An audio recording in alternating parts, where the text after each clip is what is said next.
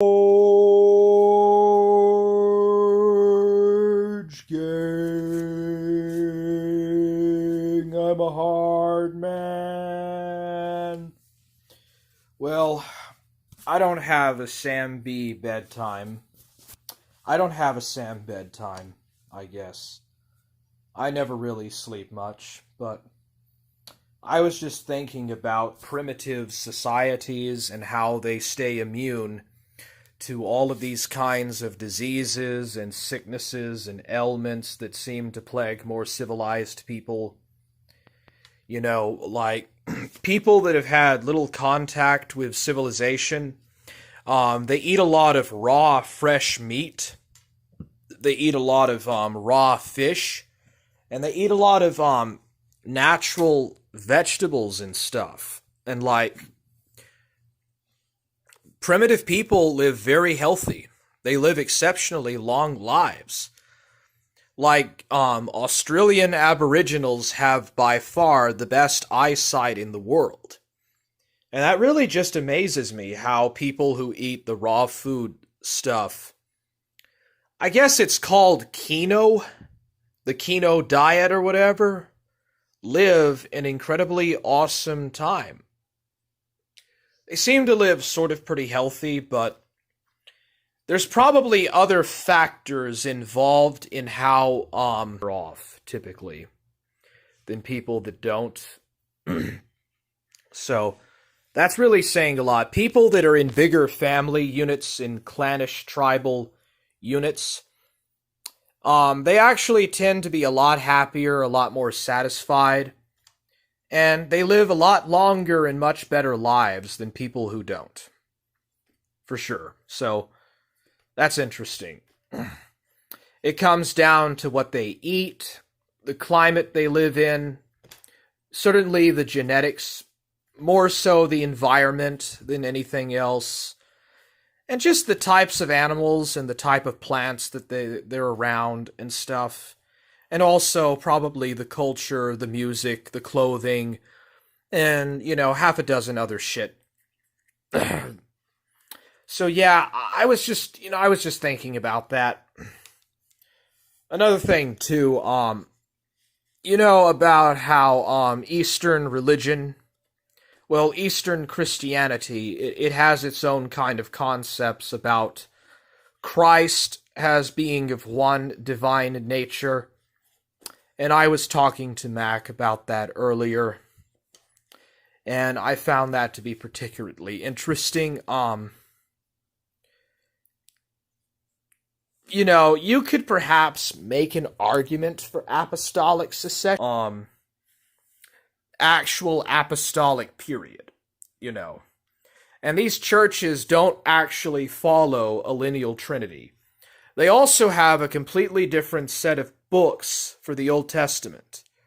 Like in the Assyrian church, they have 1st and 2nd Enoch. They also have the both books of Esdras, the Maccabees, Tobit, Judith, the Gospel of Barnabas, the Shepherd of Hermas. They're going to have a lot of different types of deuterocanonical books from the Catholic and Protestant traditions. So what exactly is direct apostolic succession?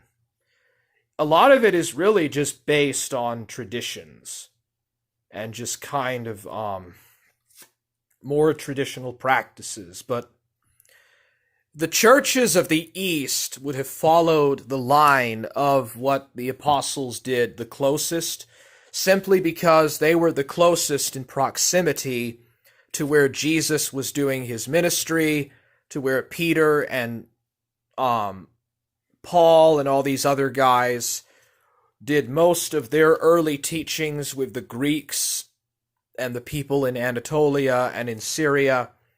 Most of this was going on in the Eastern Mediterranean anyways, and also in Persia and the Middle East and Babylon and Egypt. Like a lot of this was going on in the eastern part of the empire. And so that, there was a lot of Aramaic inspired. There was probably other stuff, but it was destroyed and lost because of Platonic pagan infiltration. The same thing happened to Second Temple Judaism. Like a lot of these other kind of writings and stuff was lost. It was blended in with Gnosticism and the like. You know, we're in a process of being in a great falling away or a great apostasy. And we're still in the process of awaiting a real restoration of the gospel, as it is supposed to be, back in the first century. The real interpretive actual meaning of what the churches in the East, they're going to have perhaps the closest tradition to what the apostles originally wanted, but at the same time they're going to have the lies of the Trinity. And the Trinity is really not biblical. A lot of that stuff is just not biblical.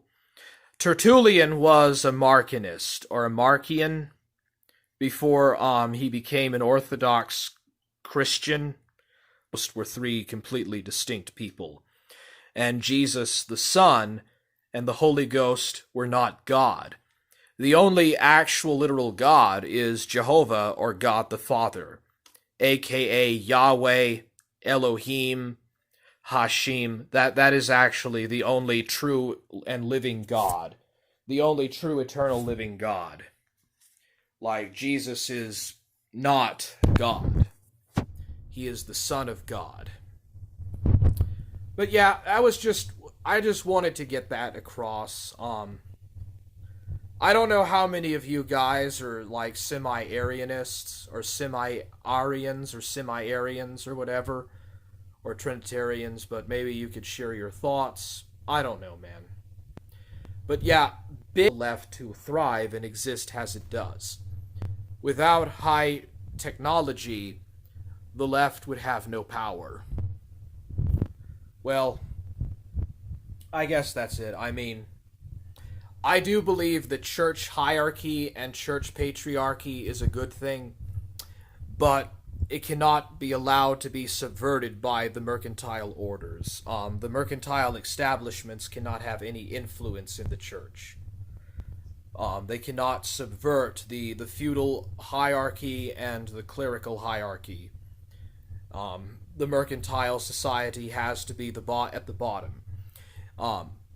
Take, for example, the Neo-Confucian model. The Neo-Confucian model places the warrior or the samurai at the top, and then they place the samurai below the lords, followed by the smiths, well, first, and then by the farmers, and then the blacksmiths and the merchants at the bottom. That's kind of the model of a society that would be necessary for a true tradition.